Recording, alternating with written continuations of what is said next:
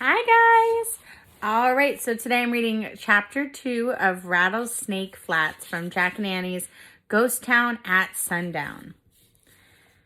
The air was hot and dry, and Jack and Annie peeked outside. The treehouse had landed in a lone tree on a prairie. The sun was low in the sky, and right in front of them was the town from the cover of the book.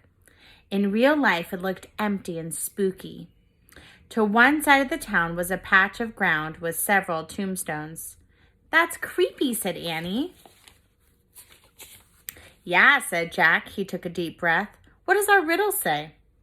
Annie held up the ancient scroll. She unrolled it, and she and Jack read together. There's the ghost town.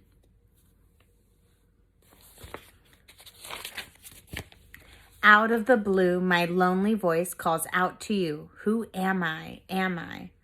Jack pushed his glasses into place and read the riddle again to himself. "There must be a mistake," he said. "Am I is written twice." "Well, I don't hear any voices now," Annie said as she looked out the window. There was no human sounds at all, only the buzzing of flies and the whistling of the dry wind. "Let's look at the book," Jack said.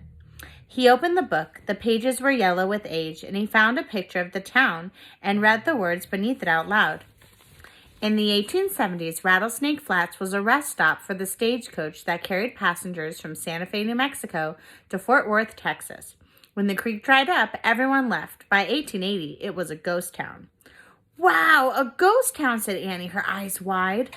"Let's take a quick look around," said Jack, "so we can leave before dark." "Right," said Annie. "Let's hurry." She started down the rope ladder, and Jack put the old book in his pack. Then he followed Annie down the ladder. They stood by the tree and looked about. Tumbleweeds blew across the dry ground, and suddenly something jumped past them. "Yikes!" they both said. But it was just a rabbit, a lone, long-legged rabbit hopping past them. "Hey, he's just like the rabbit we saw at home," said Jack. "Yeah, that rabbit must have been a sign of things to come," said Annie. The rabbit hopped across the prairie and out of sight. "I better take notes," said Jack. He reached into his backpack and took out his notebook and pencil. He wrote, "Rabbits with long legs." "What's that sound?" said Annie. "What sound?" asked Jack. "That rattling sound," said Annie. Jack looked up. "What?" he said. "There!" Annie pointed to a rattlesnake. It was 100 feet away, and it was coiled up and rattling. Jack took one look at the snake and ran. Annie ran too. They ran past the graveyard and right into the ghost town. "I guess that's why they call it Rattlesnake Flats. Why this town is called Rattlesnake Flats," said Annie as they stopped. Jack looked around. The town was hardly big enough to call a town. There was one unpaved street and a few old buildings. It was quiet. Too quiet. "Look, a store," said Annie. She pointed to a building. The faded sign said General Store. "Let's look inside. Maybe the answer to the riddle is in there." Jack and Annie stepped onto the porch, and the wooden boards creaked loudly. The door had fallen off of its hinges, and they peeked inside. The air was thick with dust. Spiderwebs hung from the ceiling. "Maybe we shouldn't go in," said Jack. "But what if the answer's here?" said Annie. "Let's just take a quick look." Jack took a deep breath. "Okay." He and Annie tiptoed into the store. "Look," said Annie. She picked up a pair of rusty spurs. "Careful," said Jack.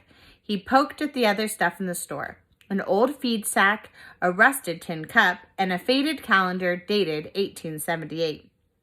"Oh, wow," said Annie. She held up 2 cowboy hats. She put one on and handed the other to Jack. "For you?" "It's too dusty," said Jack. "Oh, just blow on it," said Annie.